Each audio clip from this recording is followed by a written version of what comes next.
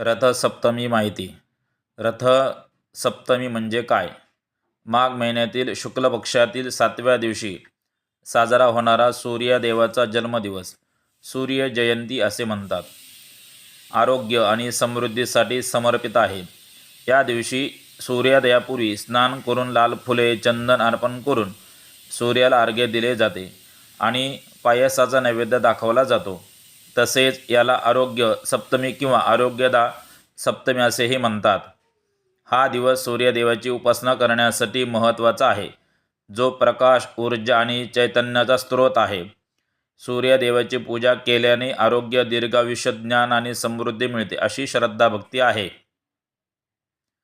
सूर्योदयापूर्वी नदी, तलाव किंवा पवित्र ठिकाणी स्नान केले जाते. कलशातून लाल फुले, चंदन मिसळून सूर्याला अर्घ्य दिले जाते. दुधाच्या खिरीचा पायस नैवेद्य सूर्याला दाखवला जातो. अंगणात दूध उतू जाऊ दिले जाते. या दिवशी लाल, केशरी, पिवळा रंगाचे कपडे घालणे शुभे मानले जाते. या दिवशी सूर्यदेवाची पूजा केल्याने शारीरिक आणि मानसिक आरोग्य लाभते.